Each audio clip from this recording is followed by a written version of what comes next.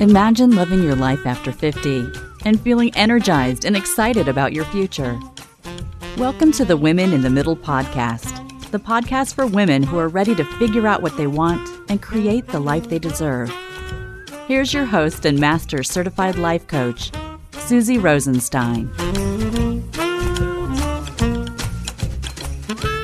Hey there, welcome back to the podcast, Women in the Middle. I'm your host, Susie Rosenstein, your master certified coach and midlife mentor.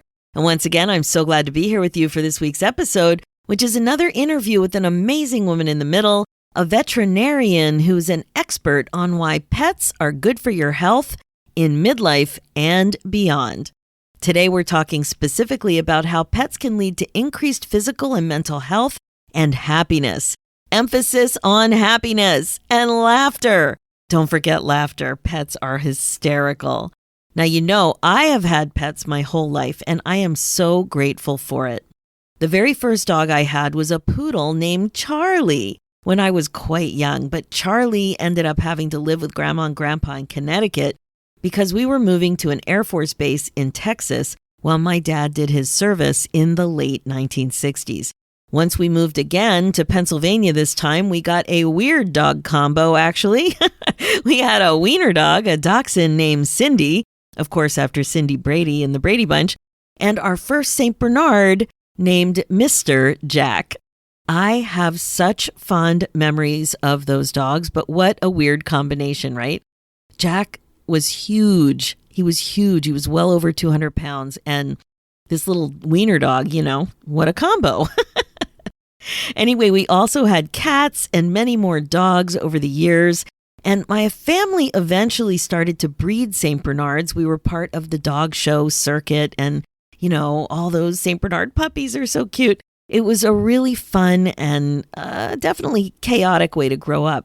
And now with my own dog, a lovable and slobbery Newfoundland, I just don't know how my mom kept up with the mess, the shedding, the slobber. I only have one, but when I grew up, we had 5 St. Bernards and 5 kids.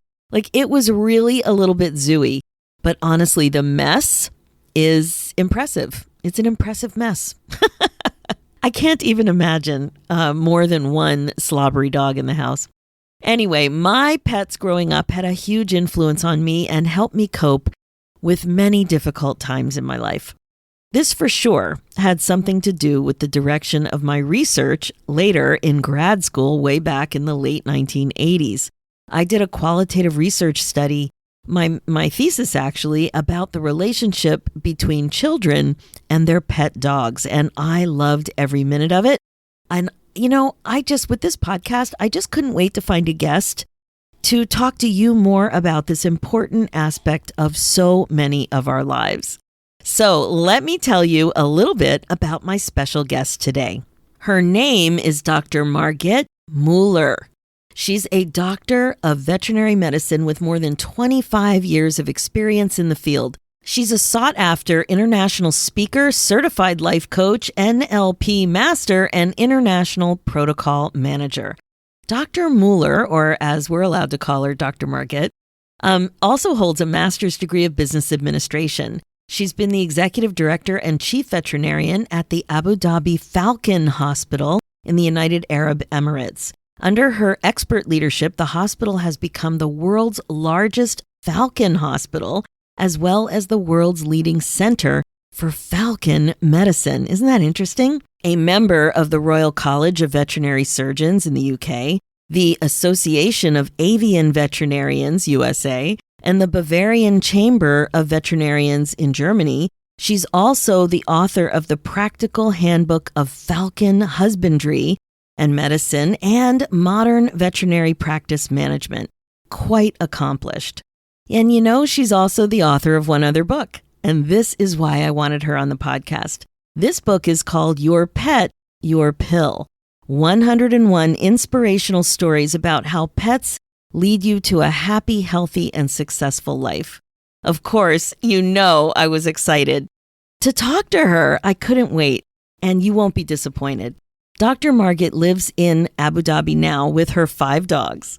5 dogs. So get comfortable, make sure your dog or cat is nearby. I know you're going to love this interview. Hi, Dr. Margit. I'm so excited to have you with us today on the Women in the Middle podcast. Hello, Susie. I'm so delighted to be with you today.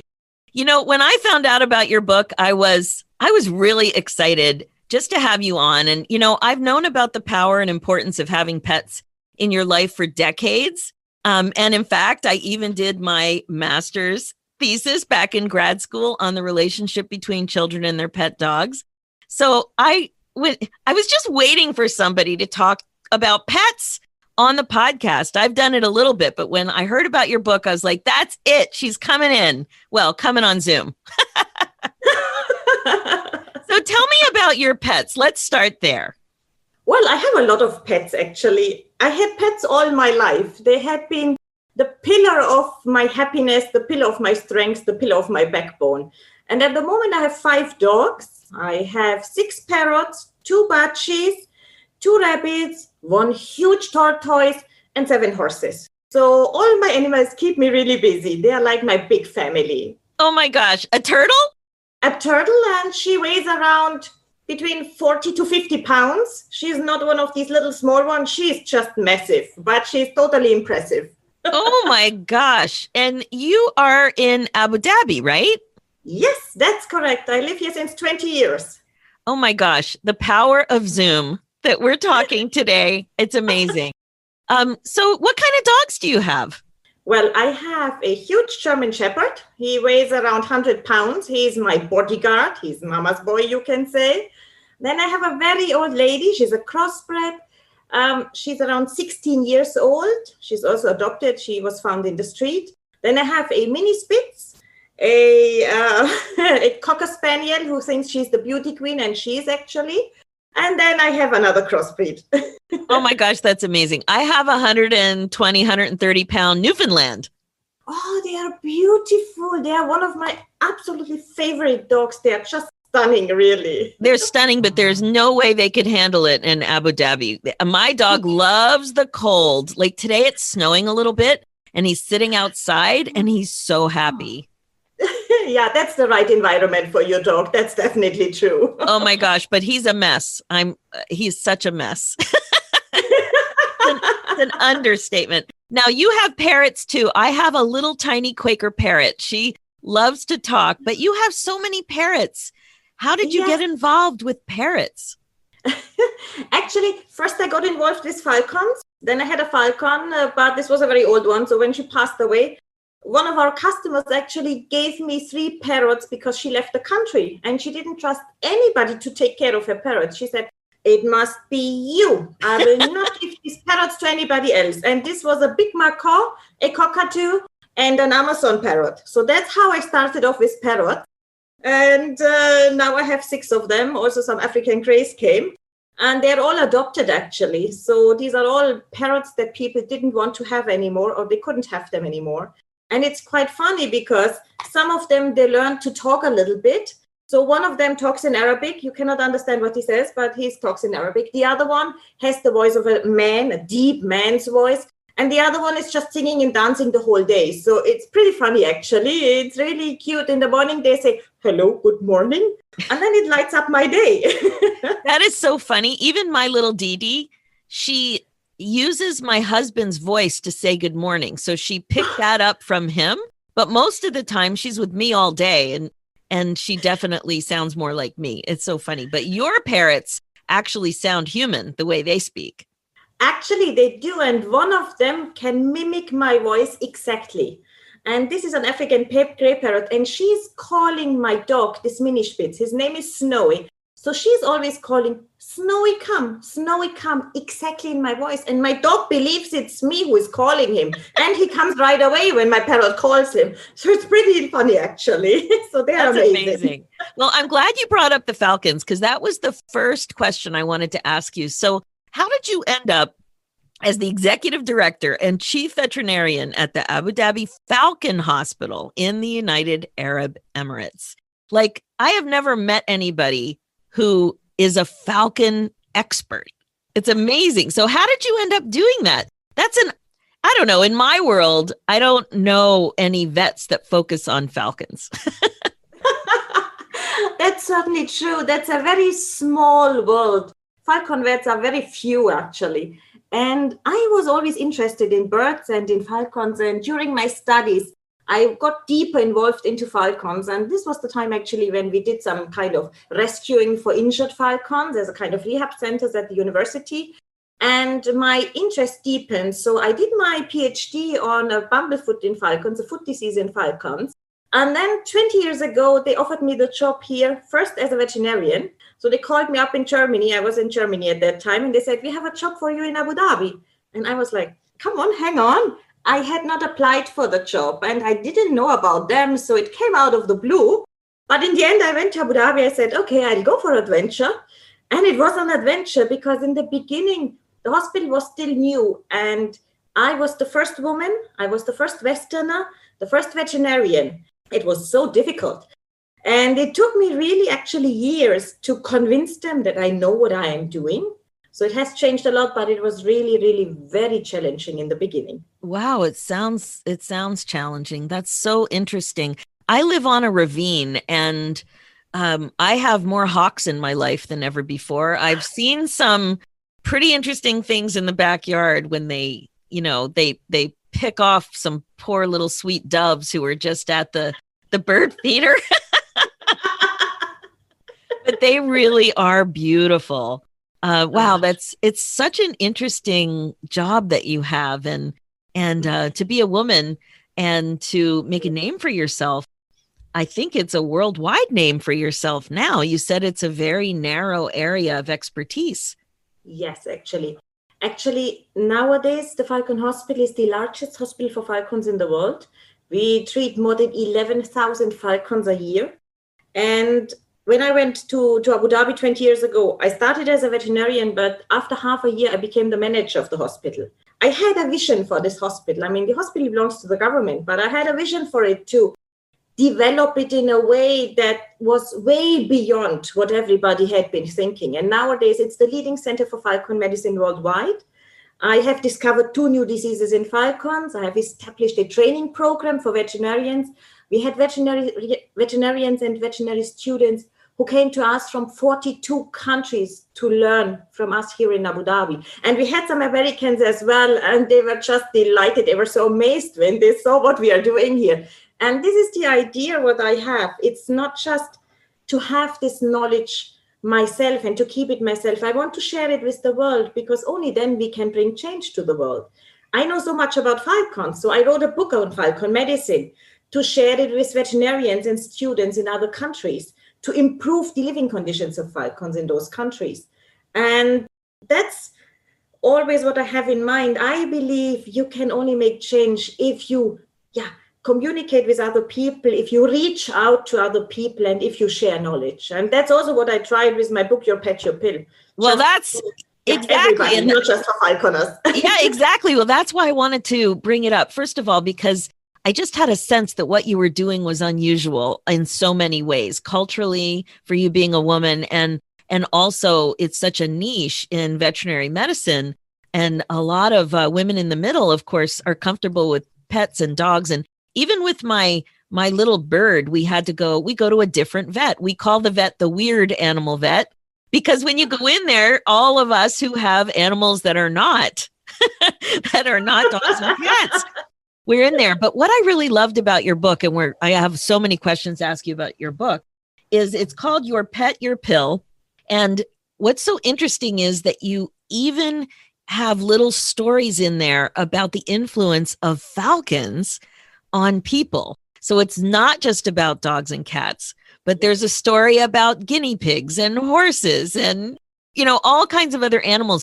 I thought that was fascinating because a million years ago when I was doing my research, I was able to find work on dolphins and their influence and effect on people that was miraculous. But what you're doing to even introduce the falcons is so interesting. So tell us a little bit, what can we learn from our pets? Why is this such a big deal? We can learn so much from them. Actually, I believe that they are our best teachers. I mean, we can learn from them, first of all, to live in the present, to live in the moment, because we are so busy, to think what we want to do in the future or what is happening. So it is very important to center ourselves, first of all, and to live now, right now, in this very moment. And this is what pets are doing. That's what they are showing us. I mean, when my dogs are running around in the garden and they're just enjoying their life, it shows me how beautiful life can be. And a lot of people might think that these are just trivial things, but these are the things that really matter to us. And once we start to become more grounded and live more in the present, then we can also change our mindset. And this means our pets can make us happier. I mean, yes, we all know if you have a pet, you are really happy. But this is founded and based on science. And that's what's so beautiful, actually, that you have studies that really say that when you have a pet, for example, that about 90% of pet owners are happier than people without pets. And if you're happy, I mean, the animals are reducing your stress. So they are reducing your stress hormone, cortisol. But they are also increasing your happy hormones like dopamine, or your well-being hormones like endorphins. Even your love hormone, oxytocin, gets excreted in large amounts within only 3 to 5 minutes of playing with your pet, of cuddling your pet, which means it is fantastic what just an interaction with your pet for a few minutes can change physiologically in your body. And this is not just something we are thinking about. This is proven by science. And that's what I believe is very important, that we understand that pets can do so much beneficial for us on a physical side, but also for our mental health. And especially now in those times of COVID-19 pandemic, where people are really stressed out, a lot of people are anxious because nobody knows what the future will bring. I mean, it's a totally different situation, which nobody has ever experienced. I mean, we are in uncharted territory, actually. But our pets actually make that change. And I mean, there was a study where 90% of pet parents, you can say, said that their pets helped them emotionally during lockdown. And I mean, that's a stunning figure. I mean, this is something which is showing how much they contribute to our well-being and how they support our mental health. And I mean, when you look at cat owners, another study said that 87% of cat owners say that their cats improve their mental health. I mean, that's just fabulous, isn't it? It really is. And, I make a joke because in my house, I have 3 college-age kids and my husband. And for part of the lockdown, we were all home. And for part of the lockdown, most of us were home. And my dog doesn't know what to do. It's like party time for him. All of his routines are gone. He's not taking naps. I'm a home-based business. I had a routine and that's out the window because the dog is up and looking for fun all the time. So I think it's been a bonus for the pets too. But what you're saying about not just helping us be happier, but also helping us manage stress, it's unbelievable. And it seems so obvious, but to hear it, how much it's backed in research, it's amazing. Yes. And actually, when I started working on the book, I mean, I knew a lot of science, but even I was surprised when I really dived deep into all this research, went through all these studies, international studies from the US, from the UK, from Germany, from Sweden, from all different countries. Then even I only realized how much more our pets do for us than what we commonly think. And I mean, I have a good experience as a veterinarian and I'm also a life coach, but it really showed the massive positive impact and the incredible benefits we have really from our pets. And I mean, even it's not just they help us to live happier and to have a greater well-being, even they can help us to live longer.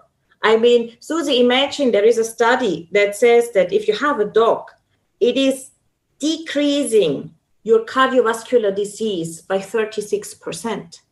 And even a year after a heart attack, only 3% of dog owners have passed away compared to 28% of non-dog owners. So actually, they help you really even to survive in those cases.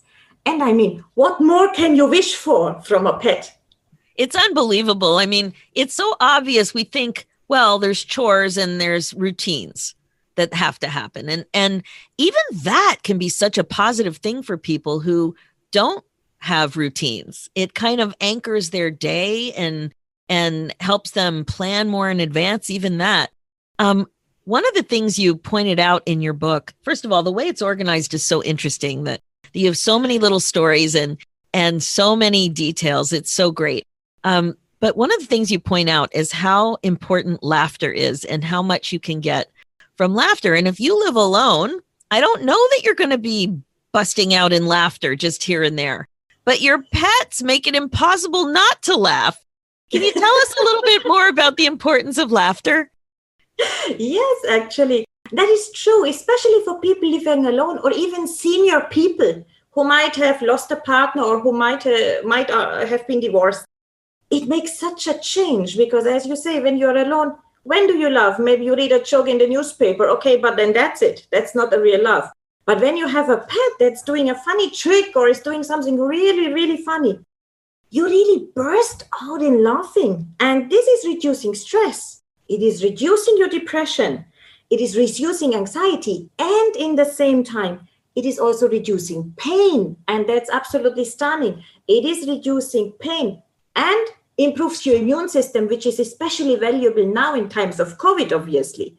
So the change that happens in your body just because you have this wonderful time when you love with your pet makes all that change. And actually, I personally think that's the perfect well-being retreat for us, actually.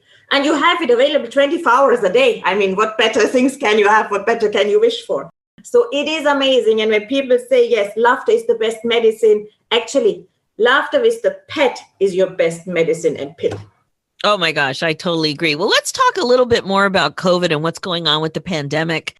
I know at the beginning, when things were kind of blowing up and all us humans were getting our head around this isn't going to go away in a couple of weeks. You know, a lot of pets were being adopted.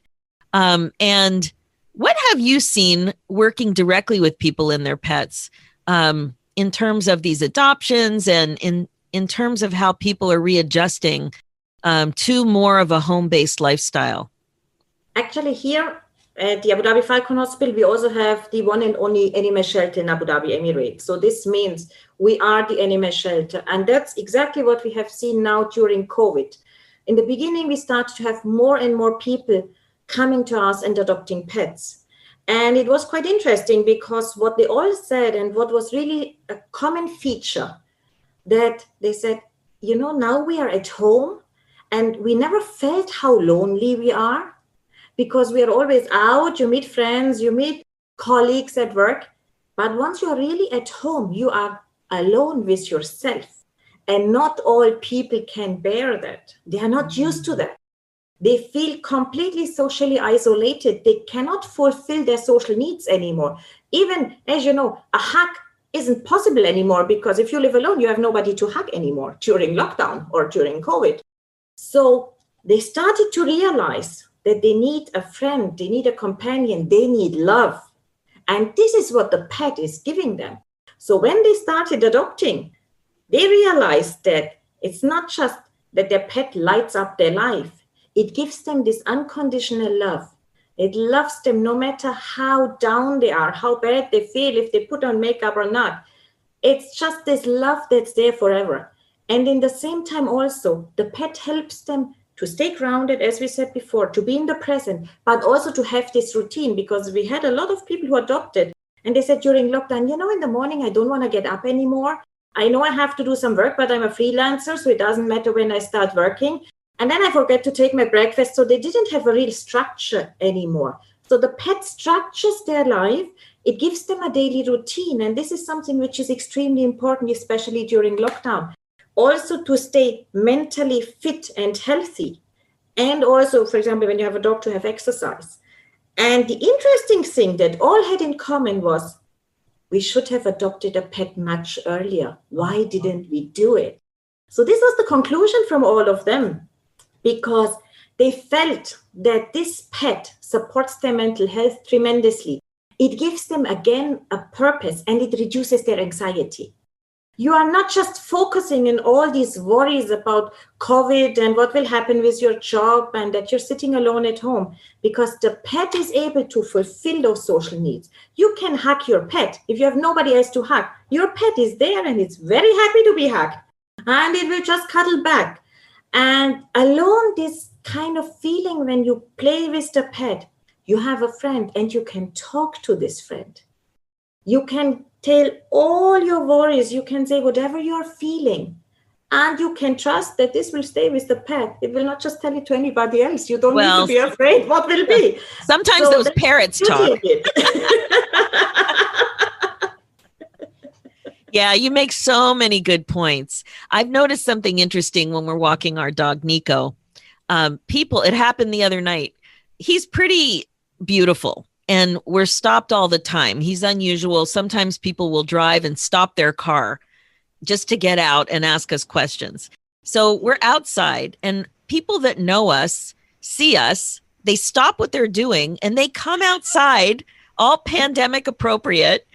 And it's like we're so excited to see people that people are making the time. They want to come pet Nico. They want to come and talk to him and pet him. And our leash is long enough and we're outside. So they're so happy to see him. And I always joke that my husband's become a chick magnet because whenever he walks this dog, so many people talk to him. It's unbelievable. But I know that I've read research about that too, even when it's not pandemic, that if you're walking a dog, you're talking to more people than you would be if you're walking alone. And that's one thing we can do in the pandemic. Most of the time, we can at least be outside. Yes, exactly. And as you say, that's proven by science, because once you have a dog, people feel free to approach you because they have something to talk about. They say, oh, you have a beautiful dog. They would not come to you and say, you have a nice coat. Can I talk to you? You know, it makes a huge difference. And especially also for elderly people, for seniors who are alone, it makes a whole lot of difference because they might not have anybody to talk to. But once they walk their dog, they start to gain friends because you meet other dog owners. In the end, you meet up, you let them play, or you go to the dog park together. So you start building up relationships, you start building connections, you start getting friends. And this is something which brings you out of the social isolation, either now during COVID or in general, especially like for senior people. So I think the impact, especially a dog has, is just fabulous because it really opens up a whole new life. And I think that is so important. And it really, chases away your loneliness and gives your life a meaning and a purpose. Absolutely. I've done an episode on the podcast about the empty nest dog. So that's the other thing I wanted to talk to you about is midlife. So before, that age group where kids are starting to leave and people are anywhere from 40 to 60 typically. And so what I'm noticing is that it's a big adjustment for some people to have a quiet house after they've had a house that has been very busy.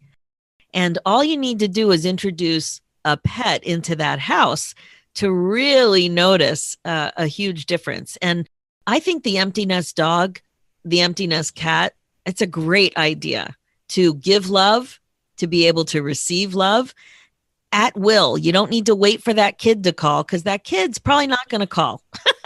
You'll have to call the kid, but that pet is waiting for you. What have you noticed about empty nest situations? That's exactly the point. Because as you say, you're alone, your kids are out, and you need to refocus your life as well. And I mean, what is better than refocusing your life and thinking of what you want to do and have a friend in all of this? And the pet makes a difference. It gives you a new purpose. It also helps you not to feel so lonely because, as you say, you were used to run a very busy household. You had the kids there, the friends of the kids. There was always life in your house. And now it's empty. It's like your house feels like it's dead. But the pet brings so much joy into this house, so much happiness and so much love. And also it helps you to meet different people. It helps you to change that focus. And it is absolutely fantastic what pets can do, especially also, as you say, for, let's say, women or even men in the middle, because it is a life-changing situation that is happening. Because whatever you did the last, you can say, let's say 20 years, this part is finished. You need now to orient yourself towards the future, to a different kind of life. And that is sometimes very hard for people, especially for women, because they spend more time with the children usually. It's an adjustment, Exactly. And if you have this pet, it shouldn't be a replacement for the child. It should be something for you personally. Someone you can love and who loves you back unconditionally. Doesn't matter if you have your menopause or not. Doesn't matter if you feel good or not. But this pet can get you out of everything. And it can give your life a completely new meaning. You are not sliding into a depression that you feel, useless. You don't have anything to do anymore. It gives you this push, this meaningful role and this purpose in life. And it helps you to refocus again. It's so interesting what you said about how you can meet new people. One of the things that we've discovered, which is, I never saw it coming, but with the Newfoundland and with many breeds, there are things that traditionally that breed has been trained to do. And with the Newfoundland, they are excellent at water rescue. And they've also been known to pull carts, the way you used to pull a cart with the mail in the snow and things like that. And there's a Newfoundland Association of southeastern Ontario, where we're from. And you can work with your dog to learn these very unique skills. And it's been fascinating to watch our dog learn skills that a Newfoundland is so amazing at with rescuing people. And it's been so much fun to see what he is naturally good at and to see how he can learn new skills. It's been a blast. And I never imagined that we would be doing something like that, but to watch our dog excel at skills that he's made to be good at, oh my God, it's so rewarding and it's actually so beautiful. Exactly. And you have a chance to meet like-minded people because where you're doing it, the other people have the same kind of dog. So this means you talk to people who have maybe similar experiences. You can exchange opinions. You can exchange views. You can really talk about all of this. And this is something also which keeps you focused, which gives you also new ideas. You meet new people. And as you say, it is so enriching when you see what this dog can learn. But it's not just the dog who learns. It's even you who is learning new skills because of your dog. Definitely. And that is also beautiful for you, not just for the dog alone. Oh, definitely. But you know what else we're talking about is how to get the slobber off the walls. And the ceiling. It's like, you guys have any good tips? Big issue with the noobs. So issue ready. Oh my gosh. One of my favorite messages in the book is how pets teach us never to give up hope. And you told a beautiful story about this adorable dog, Sweetie. Can you tell us a little bit more about that? Sweetie was a very, very special dog, actually. She was abandoned and it seems she had a car accident. So she was found roaming in the streets. And when she had this car accident, her hind leg was broken and it healed, but it healed in the wrong way. So the leg looked actually upwards to the sky. She walked on 3 legs and one leg really went up to the sky like this. And she came to us. She was found. She came to us and my team said, we have this dog and this fracture healed and it's no use, this dog, and better we put it down. So I went to see her and, she looked at me and she had such a soft, loving look. And she was licking my hand like, please don't put me down. Let me live. Then I said, okay, listen, guys, we'll do a surgery for her. I will break this leg again. And we put some pins in her leg and we'll see how it goes. And everybody was totally shocked. They said, are you joking? She's a rescue dog. I said, yes, she has the same right like any other dog. It doesn't mean she's rescue. We don't do anything for her. So I did it. It healed perfectly. She always was so nice, and I would have liked to keep her, but it wasn't possible because I had already some dogs. So she went for adoption, found a family, and after a few weeks, she came back. The family didn't like her. So she wasn't very happy. Then we found the next family for her, a nice lady. She adopted her and another dog. And I thought she has found her, her forever home. And after a few weeks, this lady came back and she said she has cancer stage 4. She cannot keep Sweetie. And then I thought, all this time, whenever she came back to us, to the shelter, Sweetie, she was licking my hand. She was looking at me. And when the lady brought her back, I went with her to the car. Sweetie sat in the car. She jumped out of the car. She came to me, snuggled up to me, licked my hand again. And then I said, you know what, Sweetie? You stay with me. And she stayed with me. And actually, she is the old one with 16, which I just mentioned before. This is Sweetie. I was hoping it was Sweetie. It is Sweetie. She is my senior lady. She is now 16 years old. She has a heart problem that's age-related. Her heart is double the size. She has kidney problems. Doesn't matter because her mama is a vet. So she gets all her medication. We have our fixed schedule, on which hour she needs to get what medicine. And she's a super happy dog. And actually, she gave me back this love every single hour of every single day. And she is a clear example how pets never give up. If we would have been in this situation, we would have given up. Mm-hmm. I mean, what happened with the first family, actually, it seems she had an accident with them as well because her hip joint jumped out of the joint and moved towards the front and formed a kind of artificial joint. So she had problems for walking, which those people didn't realize.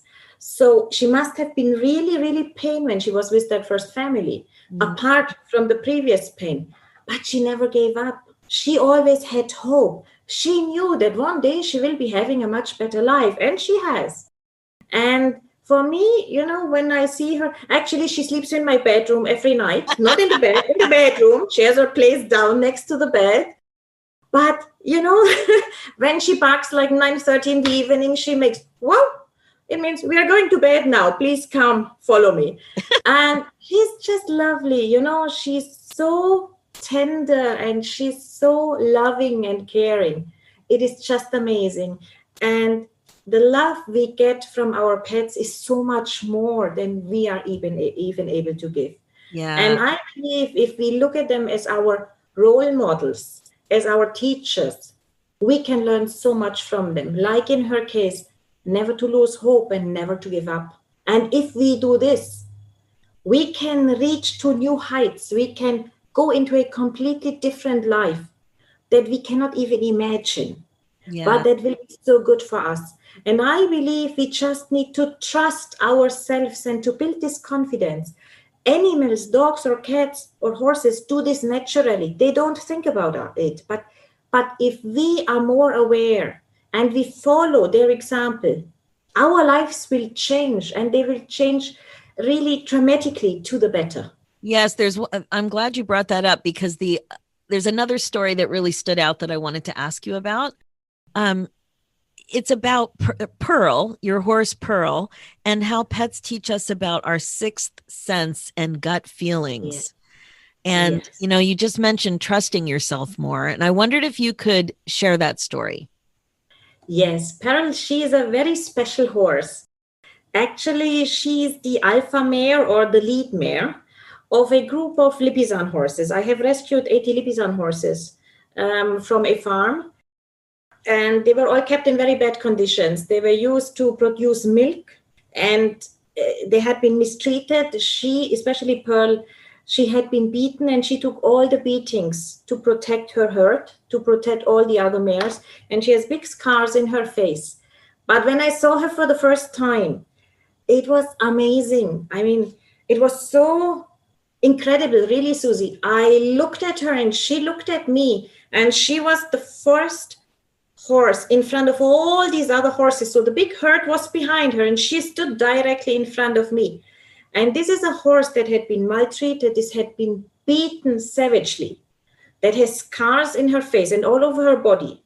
And she looked at me and I looked at her, and it was so incredible. There was such a connection between her and between me.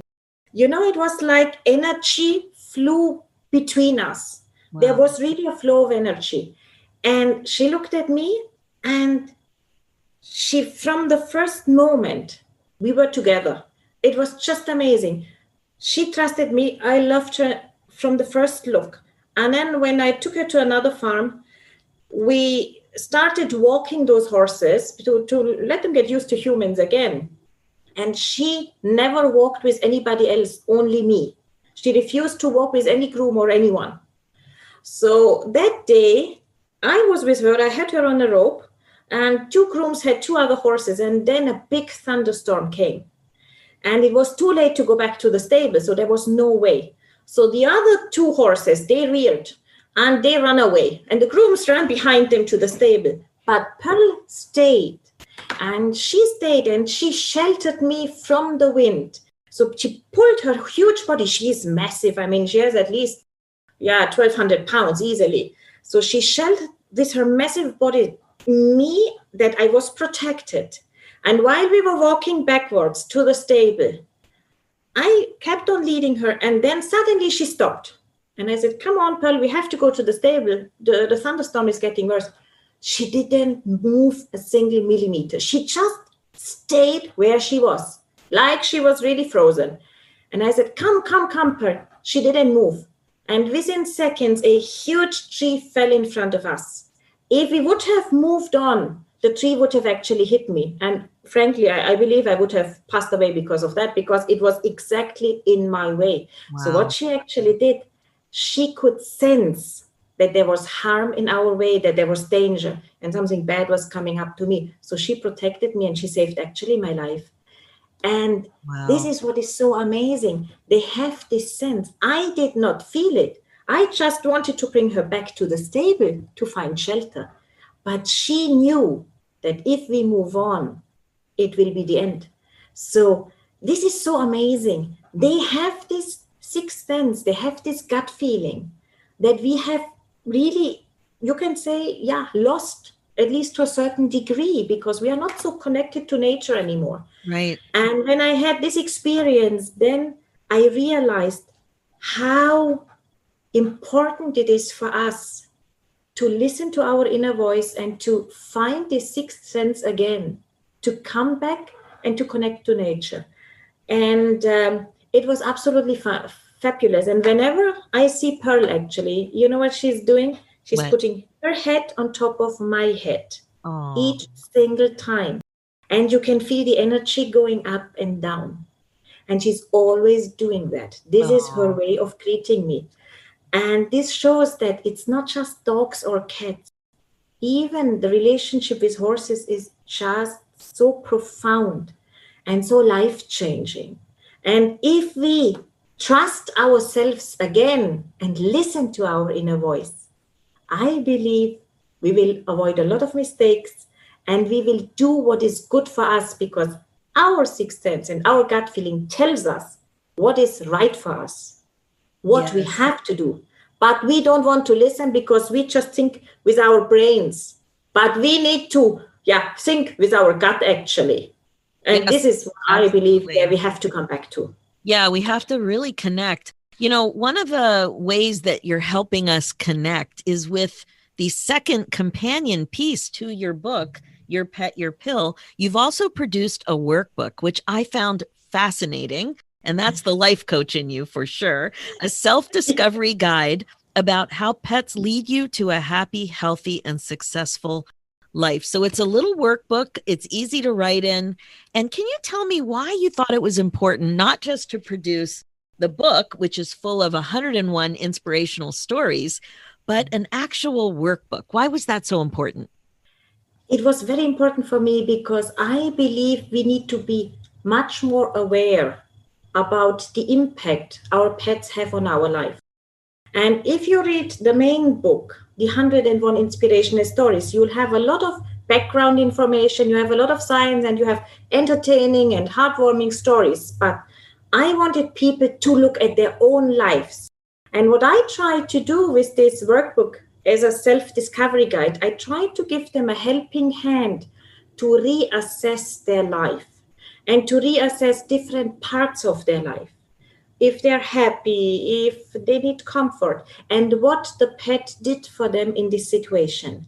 And by purpose, I made it only as a paperback and not as an ebook, because the main book is an ebook as well.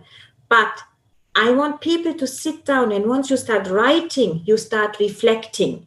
And when you reflect, you start to look inside of you. You start to realize what is happening.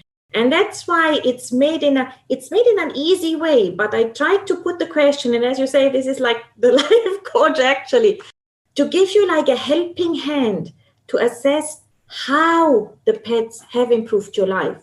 And if you, for example, don't have a pet, what this pet could do for you. Mm-hmm. And I believe this is very important, because once we are aware what this pet can do for us, it's changing our life. And we know what we can change in our life to make it better and to be happier, healthier, and more successful in the end. Absolutely. So how can we get this book? Well, you can get it from Amazon.com. It can be ordered online, as we said, either as an ebook or as a paperback. And it's also available through Barnes & Nobles, through all these kind of online shops.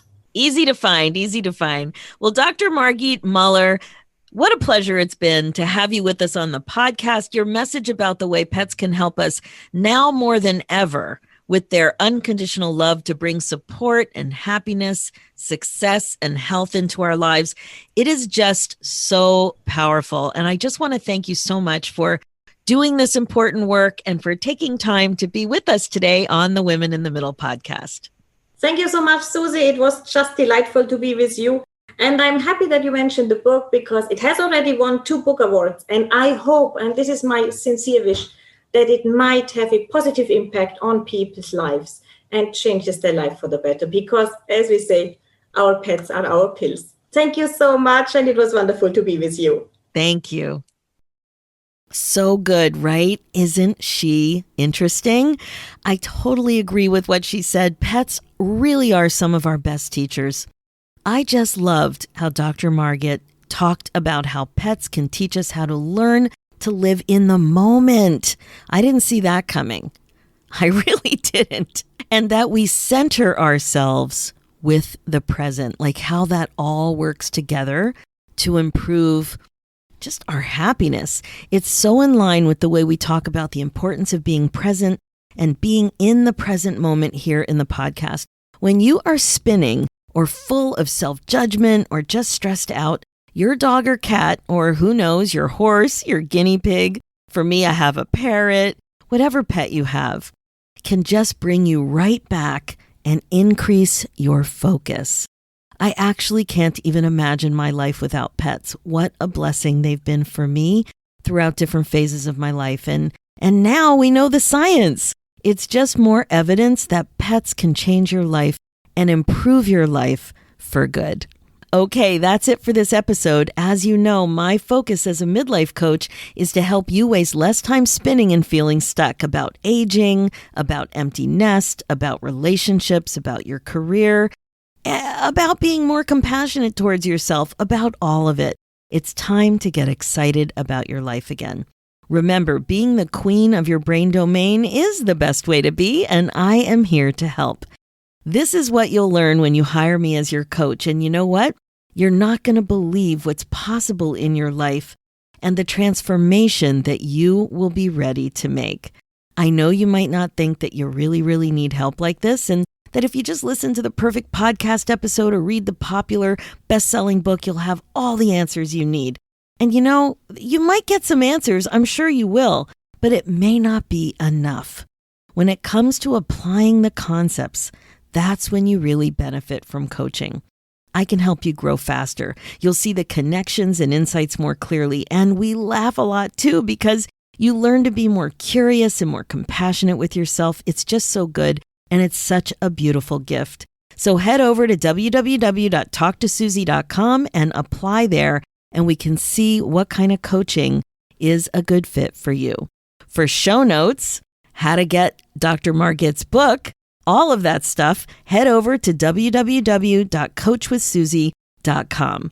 Let's do this, ladies. It's time for you to put yourself first, one thought and maybe even one pet at a time. Thanks so much for listening, and I will talk to you next week.